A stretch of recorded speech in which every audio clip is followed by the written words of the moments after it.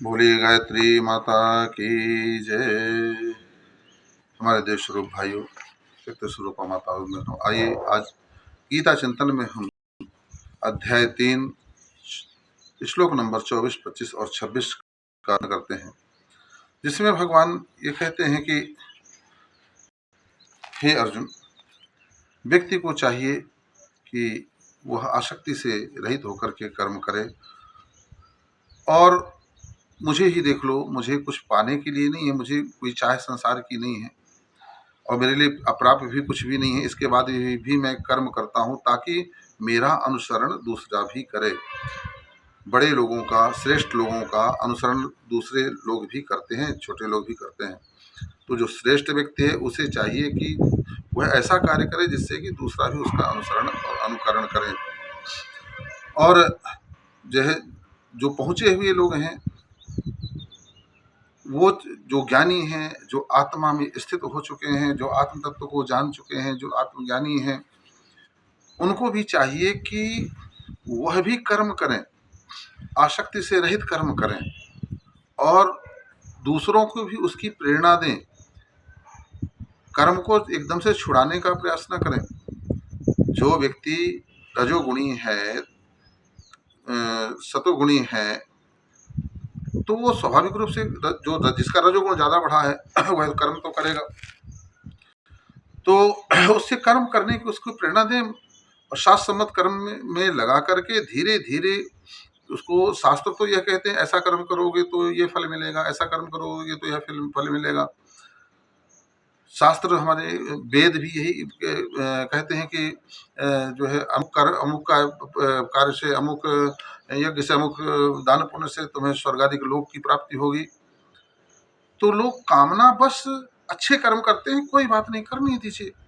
एक दिन मगर ऐसा आना चाहिए कि अनासक्त भाव से आसक्ति का त्याग करके और वह कर्म करे। न बुद्धि भेदम जन एद ज्ञानम कर्म संगी नाम जोश एत सर्वकर्माणि विद्यानुक्ता समाचरण। भगवान कहते हैं कि उनकी बुद्धि में भेद पैदा न कर दें। जो अभी वहां पहुंचे नहीं है और उनको जो व्यक्ति बोल देता, अरे चलो क्या तुम ये जो है घंटी हिला रहे हो, क्या तुम ये पूजा पाठ कर रहे हो, आओ निर्गुण ब्रह्म की उपासना करते हैं, आओ बैठ करके ध्यान करो, भगवान के जो है ज्योति स्वरूप का ध्यान करो, हम अभी आपको जो है भगवान के दर्शन करवा देंगे। बहुत सारी ऐसे संस्थाएं खुली हुई हैं कि जो तुरंत फुरत भगवान के दर्शन ज्योति स्वरूप के करवा रहे हैं। ये ऐसे लोग हैं जो एक जो है साधारण व्यक्ति को जो अभी वहां पहुंचा नहीं है वो यहाँ भी से भी जाएगा, वहां से भी जाएगा। ये तो भ्रष्टा ततो भ्रष्टा। इसलिए उनको कर्म करवाते हुए सकाम कर्म से निष्काम कर्म की तरफ उनको व्यक्ति को ले जाना चाहिए।